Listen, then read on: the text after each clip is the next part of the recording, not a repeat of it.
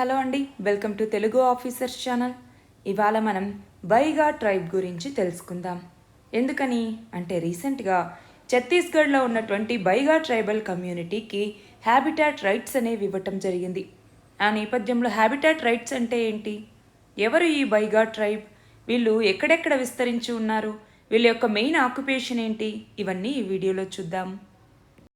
చూడండి, ఇప్పుడు ఇది ఎందుకు న్యూస్లో ఉంది అంటే రీసెంట్గా ఛత్తీస్గఢ్ గవర్నమెంట్ అన్నటువంటిది వీళ్ళకి హ్యాబిటాట్ రైట్స్ని ఇవ్వటం జరిగింది బైగా పీవీటీజీ కమ్యూనిటీస్కి. పీవీటీజీ అంటే ఏంటి, పర్టికులర్లీ వల్నరబుల్ ట్రైబల్ గ్రూప్స్ అంటాం. మన భారతదేశంలో మొత్తం మనము 18 రాష్ట్రాల్లో 75 ట్రైబల్ గ్రూప్స్ని పీవీటీజీ అంటే పర్టికులర్లీ వల్నరబుల్ ట్రైబల్ గ్రూప్స్గా గుర్తించడం జరిగింది. అంటే ట్రైబల్ గ్రూప్స్లో ఎవరైతే ఇంకా వల్నరబుల్ కేటగిరీలో ఉన్నారో వాటిని ఈ పీవీటీజీస్లో చేరుస్తారనమాట. అయితే మనం చూస్తే ఇంతకు ముందే ఛత్తీస్గఢ్ గవర్నమెంట్ అన్నటువంటిది కమర్ పీవీటీజీకి హ్యాబిటాట్ రైట్స్ ఇచ్చింది ఆగస్టులో. అయితే ఇప్పుడు ఈ యొక్క బైగా పీవీటీజీకి హ్యాబిటాట్ రైట్స్ ఇవ్వటం జరిగింది. అంటే ఇప్పుడు మొత్తం ఛత్తీస్గఢ్లో 2 పీవీటీజీస్కి ఈ హ్యాబిటాట్ రైట్స్ ఉన్నాయి. ఏమేంటి, ఒకటి కమర్ పీవీటీజీ, 2 బైగా పీవీటీజీ. అయితే చూడండి, ఛత్తీస్గఢ్లో మొత్తం 7 పీవీటీజీస్ ఉంటే కమర్, బైగా, పహాడీ కోర్బా, అబూజ్ మదియా, బిర్హోర్, పాండో అలాగే భుజియా, ఇవి మొత్తం 7 పీవీటీజీస్ ఉంటే అందులో కమర్కి బైగాకి ఈ హ్యాబిటాట్ రైట్స్ అనేవి ఇచ్చారు.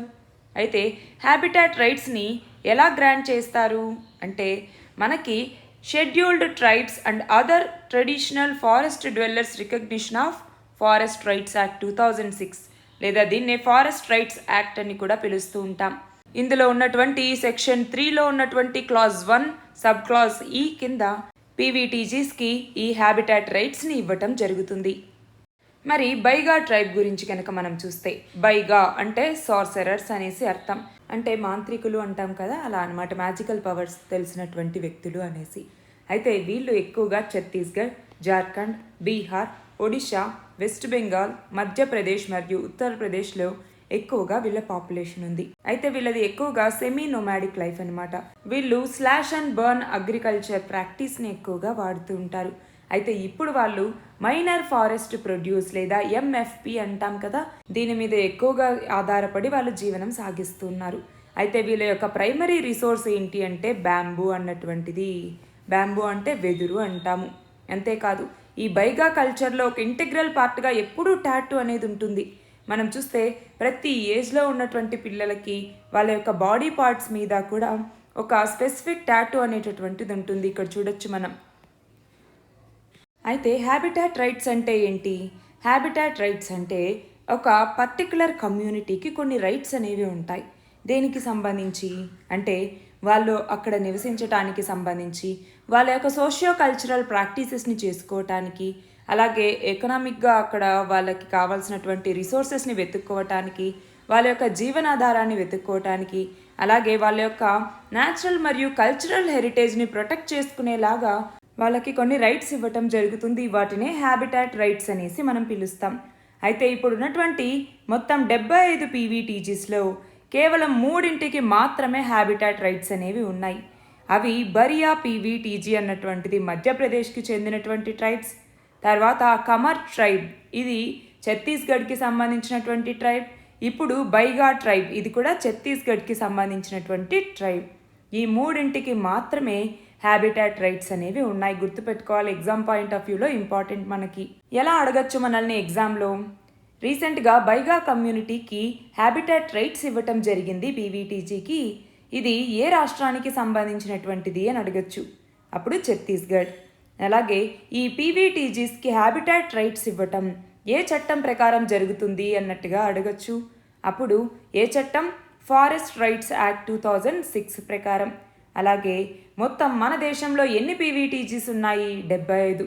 అందులో ఎన్ని పీవీటీజీస్కి హ్యాబిటాట్ రైట్స్ ఇచ్చారు, 3కి. ఏంటవి, ఒకటి బరియా పీవీటీజీ ఏ రాష్ట్రానికి సంబంధించినటువంటిది, మధ్యప్రదేశ్. రెండవది కమర్ పీవీటీజీ ఏ రాష్ట్రానికి సంబంధించింది, ఛత్తీస్గఢ్. ఇప్పుడు 3వది బైగా పీవీటీజీ ఇది ఏ రాష్ట్రానికి సంబంధించినటువంటిది, ఛత్తీస్గఢ్. సో ఇవన్నీ గుర్తుపెట్టుకోవాలి.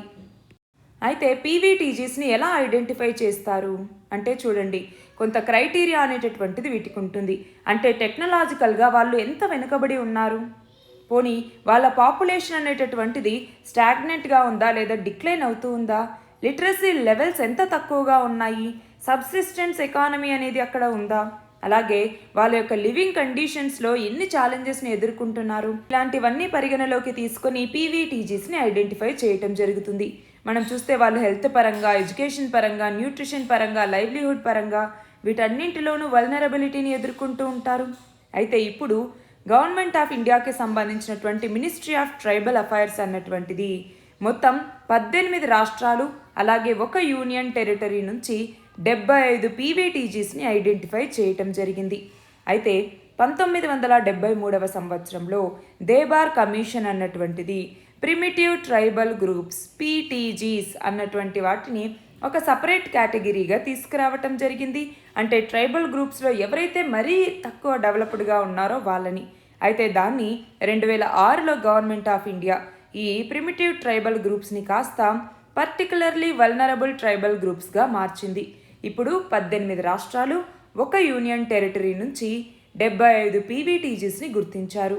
అయితే ఈ ఒక్క యూనియన్ టెరిటరీ ఏది అంటే అండమాన్ అండ్ నికోబార్ ఐలాండ్స్.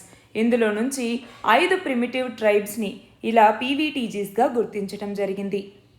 ఇది ఈ బైగా తెగ గురించి, పర్టికులర్లీ వల్నరబుల్ ట్రైబల్ గ్రూప్స్ గురించి, అలాగే వాళ్ళ యొక్క హ్యాబిటాట్ రైట్స్ గురించి. All the very best and thank you very much.